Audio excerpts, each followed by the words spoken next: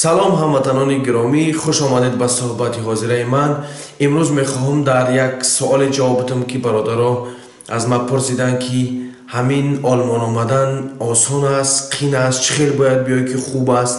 як бародар дар фейсбук бори ман навиштааст ки ҳамин роҳи хубаш чӣ хелай ки наёям бо аммартада ҳамиҷа бигем ки аз байн бибарӣ ва бигем ки ҳам яъне ёшиёт биравана ягон кор карда натунӣ. чӣ хел кунем биёем ки дар инҷа бигем ки фоидаҳои калон бигирем. ман як чиза хуб фаҳмидам бародаро. ба олмон омадан агар ҳамин одаме ки бихоҳа ӯ қақӣ нестак, ҳамин одам як чиза бихоҳа ҳаракат кунад меояд. аммо суол дар ин аст ки чӣ кор мекунӣ деҷа меоӣ. олмон як ҷое ҳаст ки бародаро ҳамин ҳақиқата бигум туда ки фан ман нахрем буда ягон кас. олмон як ҷое ай ки дар инҷа ҳамин ҳаракат кардӣ мехезӣ, ҳаракат накардӣ ҳамун пуле ки масалан барои хӯрдан бигем зиндагӣ метавонӣ ҳамун пулта мегирӣ мехӯрӣ хом мерай дига ҳамин ҳеҷ кор аз даст намеояд. аммо одаме ки масалан бихоҳӣ ки пешрафт бикунӣ бояд ки пеша омаданат бидунӣ ки ту чӣ кор мекунӣ дар олмон ки ягон бигем ки соата бигем дар бекорӣ нагзаронӣ. ман ҳамеша дар ин бора фикр мекунам ки дар ҳамин суолҳои шумо ба чуноне ҷавоб бидам ки накуна ки рӯзе дар пеши худованд ман ҷавобгар бошам ки ту ҳамин гапа гуфтӣ ҳамин одам зарар дид. ба ҳамун хотир роҳи омадани осон ва омадани бигем ки хуб ба фоида ҳамун аст ки пеш аз омадан ту шурӯъ кунен забони олмонира хундан. забони олмонӣ оли бисёриҳот мегӯянд шояд ки қадар кор нест, бисёр дар корай. шумо як хату роӣ мекунанд ҳамун хата хунданам метунед ку ҳамин бигем ки фикроту парешон мешавад. то як одам файрод мекунӣ, як одам телефон мекунӣ, азият мекашем. бовар кунед. ба ҳамун хотир ман аз ҳамат хоҳиш мекунам ки шурӯъ кунем ба дарс хондан, шурӯъ кунен забони олмонира хундан. як одам як бародари гапирзидааст ки барои чӣ олмон меган германия нехай тоҷика олмон меган дигаро германия меган, яъне ки ҳар миллат ба чӣ худаш меган. хуб ман дар ин бораи бигем ки таърихиш намехоҳам суҳбат бикунам, чун суҳбати ман дар бораи дигар чиз аст, дар бораи роҳи осон омадан ба германия. роҳи осон омадан ба германия дӯсто забони олмониро донистанай ва донистан дар коре ки ту дар ҳамин ҷа чӣ кор мекунӣ. агар ки ҳозир шумо то сатҳи C1 C1 дошта бошен, яъне сатҳи хуб дошта бошен, сатҳе ки дига гапзаниту хуб боша, агар ба хаторам ки бинависен нависта битунен, масалан як хат нависта битунен, маънои хата бифаҳмен, шумо метунед ки масалан резюма бинависен, ҳамун Lebenslauf, ҳамун дар бораи хуту масалан дар куҷо хунден, чӣ таҳсил диден, чӣ кор карда метунен, ҳамун чизоро менависен, роӣ мекунен. як чиза меган Ausbildung, як кора хундан ёд гирифтан дар давоми 3 сол. масалан мехоҳӣ ки усто шай, масалан устои мошин шай, ё ки масалан устои намефаҳмам дари тирзасозкунӣ шай, ҳаминҷа 3 сол дарс мегзарӣ. дар ҳамин давоми дарсат агар ки забона бидонӣ, дар ҳамин давоми дарсат бисёр корро карда метунӣ. яъне ҳаракати ту ба чуноне мешавад ки ҳамин корат эффективӣ мешавад, дигар пешрафт мекунӣ. ман чун худам дар зиндагӣ ҳамин чизоро дар ҳамин ҷа дидам. агар ба чанде бишинӣ шиштан мегирӣ, агар ба чанде бихезӣ ҳукуматам бигем ки бо ту хуб рафтор мекунад, яъне эҳсос мекунӣ рафторша.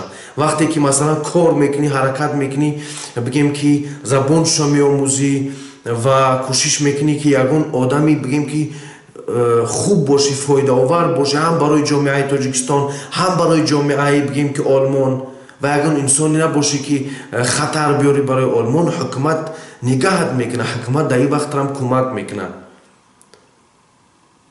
ба ҳамун хотир بهترین راه برادرای از گرامی خواهش میکنم همین را خوب گوش کنین. بهترین راه زبان آلمانی را اول یاد بگیرین.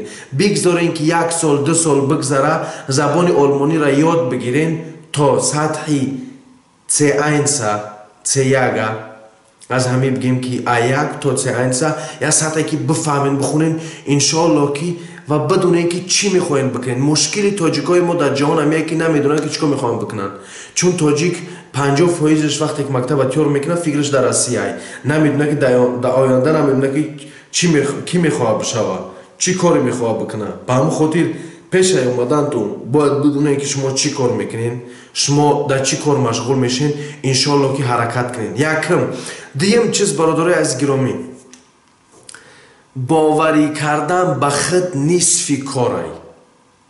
باوری کردن به خود نصف کارای.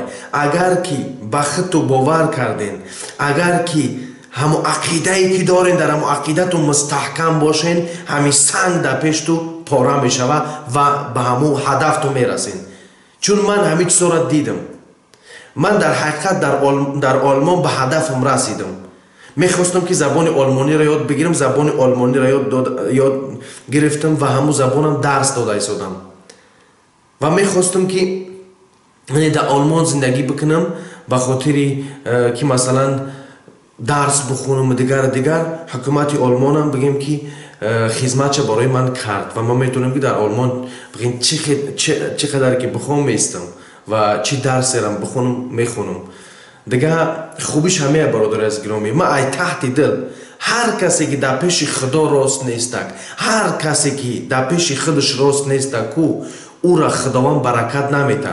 برکت در اون وقتی که انسانیت تو دوست میداری. انسانیت که دوست داشتی انسان باش، اول انسان باش، خداوند میتد. حرکت که یکون کسی گوش نکه کد میگه که ای خیلی میشه بگو میشوه، بگو میشوه، حرکت کرد. انشالله برادرای از گرامی درباره خودم، درباره زندگیم که مثلا چی چیزهای خوب ما در آلمان دیدم و چی خوبی های داره در همینجا حقیقتا برادرای از گرامی اولی نگاه کنید. انشالله ما در همین کانال ابونه باشین، زیاد باشین که ما بتونم که مثلا وقت بگیرم که برای شما بگیم کامera بکنم نشان بدم. ما تاجیکا سالهاش در روسیه زندگی میکنیم، در مرکز روسیه در مسکو. یگان کوچه تاجیکان است که تاجیکا زندگی کنن، بگیم که حتی مسجد بگیم دیگر داشته باشن یا اینکه بگیم که همون چایخونه های تاجیکی باشن هستن، اما مثل اینجا نیست که مثلا مسلمان ها یک رایون داشته باشن که در همونجا زندگی کنن. به همون خاطر من کوشش میکنم که هر چیزی که میدونم برای شما دوستا بگم. ایزا نکشین، هر سوالی که دارین برای من بنویسین. شما وقتی که با من مینویسین من کوشش میکنم هر چیزی که ندونستم میخونم میپرسم با شما جواب میدم. من نماینده ملت تاجیکم در بگیم که زمین آلمان برادرها. من خود نماینده مردم تاجیک در زمین آلمان حس میکنم، چون حکومت آلمان من را همچه یک نفری فرهنگی قبول داره و من میخوام که دوستان عزیز در سوالا و در هر چیزی که شما می‌نویسین جواب بدم.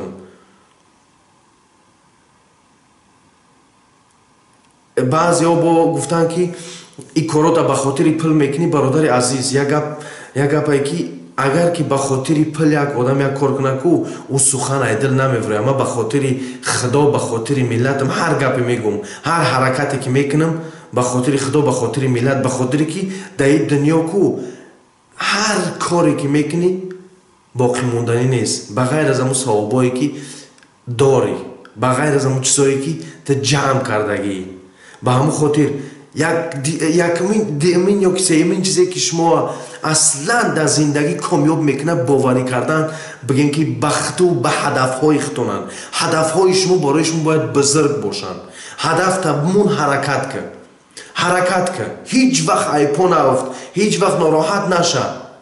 بخند حرکت که وقتی که در زندگی بگیم که یک چیز به دست میاری، وقتی که احترام بلند میشه، وقتی که نفرها میفهمن که در حقیقت آدم میفهمیدگی هستی، او وقت درک میکنی که درس خواندن، احترام به خود چقدر لازم است، باور کردن به خود. دومی هیچ وقت کبر نکنین. هیچ وقت کبر نکنین. وقتی که کبر کردین خدا شما را هیچ تو نمیده. بغض کینه در دل تو شما را سیاه میکنه. سیاهی دل سیاهی زندگی ای دوستای عزیز. خوب زیاد گپ نمیزنم برادر از گرامی. در برنامه صحبت با ملت برای هم مردم توجیه کرده شدگی است. این یگان درباره سیاست این گپا نیست.